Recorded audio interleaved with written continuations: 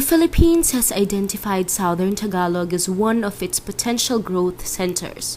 Part of the region's potential development efforts is recognizing the central role of community papers in increasing public awareness among locals. However, there is little information and studies of community newspapers in Southern Tagalog, including research focused on problematizing the relationship of ownership and biases to a community newspaper's survival. The 50-year-old Sunstar People's Courier, the subject of this study, is the leading community newspaper in Batangas. It is published and edited in Batangas City, Philippines, and circulated in the Southern Tagalog region. The newspaper claims to consistently beat its competitors in readership and subscription for almost 50 years. The Sunstar People's Courier celebrated its golden anniversary on November 23, 2013, making it one of the oldest papers in the region and an interesting area of study. Statement of the problem and objectives. The research sought to assess the function of the Sunstar People's Courier as one of the products of community journalism.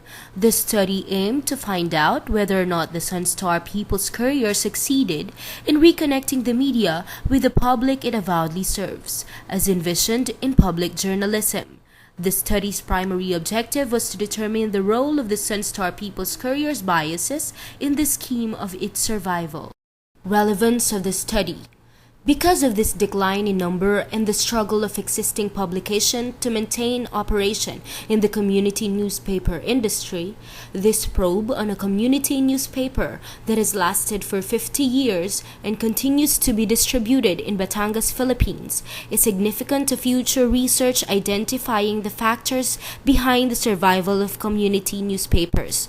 However, while these factors are substantial to survival, it was still necessary to determine if they also aided the newspaper in fulfilling its responsibilities to the community it serves for them to be considered plausible.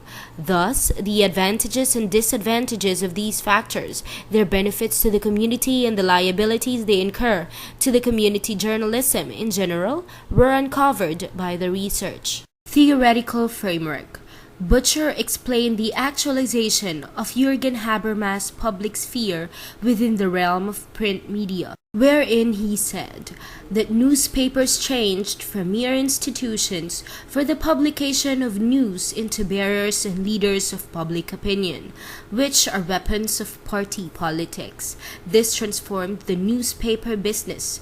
A new element emerged between the gathering and the publication of news, the editorial staff. But for the newspaper publisher, it meant that he changed from a vendor of recent news to a dealer in public opinion. In this light, according to Jürgen Habermas, the press must continue to be an institution of and for the public, through serving both as a mediator and intensifier of public deliberation and engagement, instead of becoming a mere organ for spreading the news without being the medium of a consumer culture. In connection with the notion of the public sphere and Habermas' subsequent acknowledgement of the potential control of public information and opinion by the media, Herman and Chomsky developed a propaganda model to shed light on the mass media's political economy. This political economy illustrates the link between the elite and the functions of the media. It presents how political control and wealth influence media's communication with the public.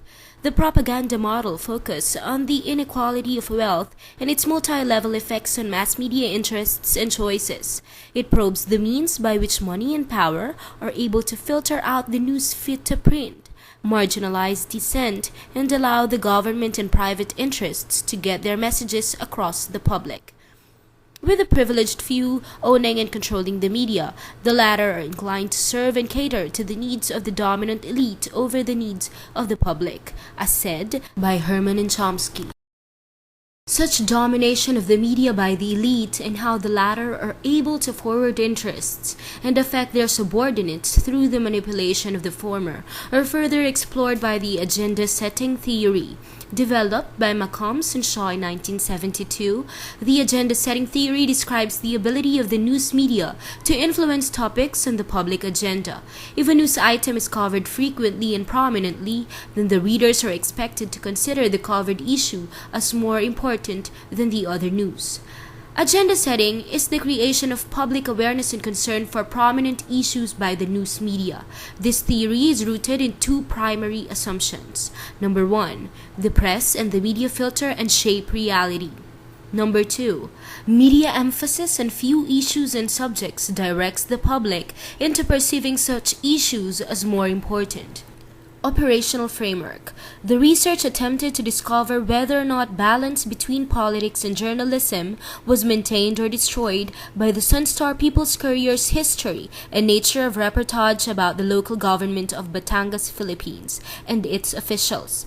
The relationship of the Sunstar People's Courier and the local government unit in Batangas, Philippines was a significant angle of the research, examined through recording the community newspaper's frequency and tone of coverage in stories that feature affairs of the local government, its officials, and their government projects.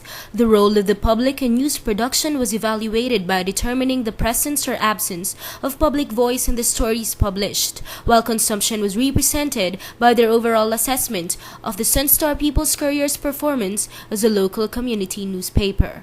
Research methodology.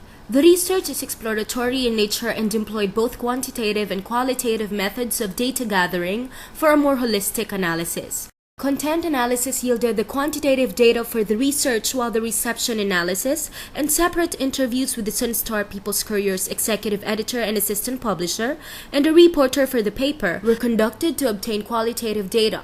Content analysis was employed in determining the Sunstar People's Courier's frequency and tone of reporting on the local government and other community issues, with politicians as principal actors in the news. Reception analysis was conducted through administering survey among the residents of the different urban barangays in Batangas City, Philippines. Meanwhile, the distributed survey questionnaires required respondents to state their income, age, occupation, and educational attainment, among others. The researcher used income as primary indicator, which aided analysis of major categories that probed readership, percentage of locals who buy the paper, and views of Batangas City locals regarding the Sunstar People's Courier as an instrument of the people. Unit of analysis and sampling. Non-probability or purposive sampling was observed through limiting the study to the articles that met the following criteria. In the study, the units of analysis were clustered according to governors. The news articles were then divided according to the year it was published, with reference to the governor of the said period. Cluster 1 was termed Mandanas, Cluster 2 Sanchez, and Cluster 3 Santos Recto. This was done by the researcher in order to assess if the Sunstar People's Courier's slant on the local government was dependent on the governor in office and his or her politics. The researcher gathered a total of 60 issues that accounted for the time frame cited. A total of 603 articles were content analyzed from February 2000 to November 2013. On the other hand, in line with the reception analysis, the sample of the research aimed to represent the views and quantify readership by Batangas City adult population living in urban barangays. Scope and limitation. The researcher was not able to include the community newspaper's issues from 1963 to 1999 because of the unavailability of copies both in the National Library of the Philippines and in the main office of the Sunstar People's Courier. Thus, the study was limited to the analysis of the community newspaper's issues from 2000 to 2013.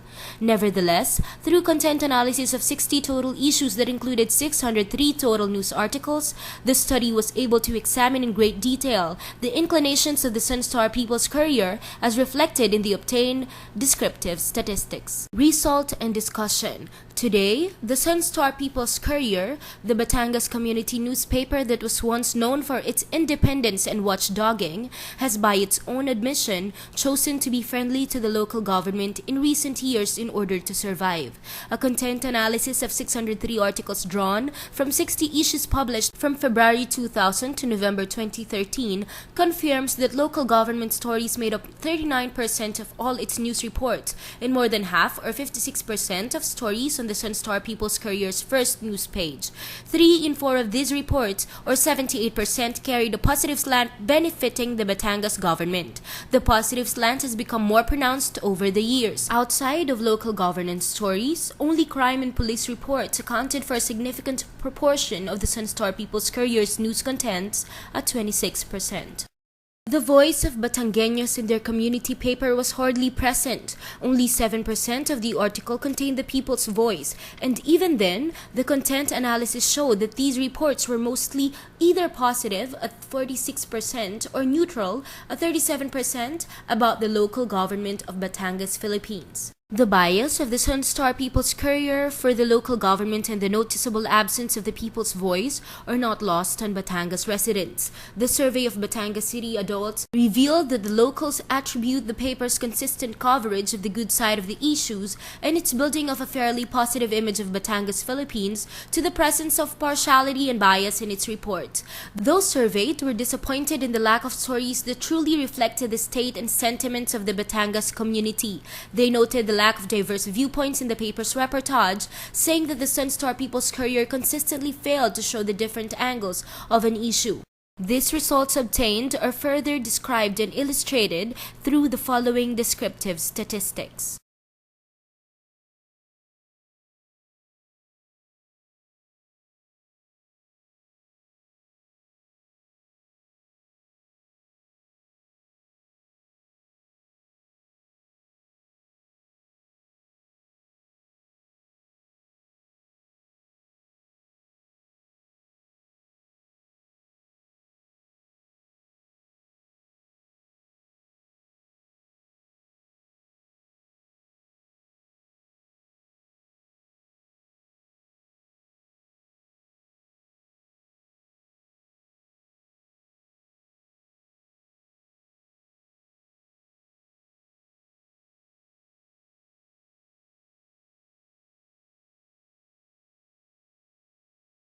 The executive editor and publisher of the paper, however, does not see the paper's obvious bias for the local government and lack of balance in its reportage as a problem.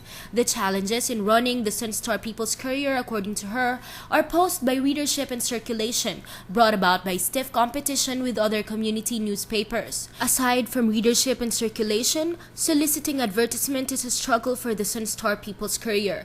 Despite the high presence of ads at 93% in the 60 issues covered in the content analysis, the fact remains that the people of Batangas, Philippines are not advertisement-oriented. As a result, the Sun-Star People's Courier relies heavily on legal notices, which the executive editor referred to as the bread and butter of any local community newspaper. Summary and conclusion. From 2000 to 2013, Sun-Star People's Courier published mostly news stories that were largely positively slanted to Batangas local government. Majority of its published articles are not multi-sourced and did not include diverse viewpoints. More importantly, it must be noted that the Sun-Star People's Courier, despite claiming to be the voice of the people of Batangas, Philippines, failed to resonate the voice of the public in its publication. Presence of people's voice in news articles published by the paper recorded a very low frequency. This slant was acknowledged by the Batangas City, Philippines urban adult population, who said that the paper had biases toward local government and local officials. Moreover, the respondents believed that the Sun-Star People's Courier was effective in portraying Batangas in a positive light. However, they were not entirely pleased by the paper's framing of news reports, because the Sun-Star People's Courier only published good news, which mostly involved local politicians. The respondents said that the paper failed to mirror the real state of Batangas, Philippines. In general, they were not entirely satisfied with the paper's performance, although they believed that it has potential to forward public interest. The friendly nature of the Sun-Star People's Courier's relationship with the Batangas local government was regarded as one of the survival schemes of the community newspaper, according to the executive editor and publisher of the paper herself. On the whole, the paper's survival heavily relied on its positive treatment to Batangas local government. Both the reporter and the executive editor emphasized that they adhered to developmental journalism as evident in their manner of coverage. But the developmental stories published by the Sun-Star People's Courier tended to highlight only the works of the local government with an assenting tone. In reality, developmental journalism is not restricted to publishing positive stories about the government. In fact, it can be critical to the government and identify problems in governance in the pursuit of searching for solutions to problems.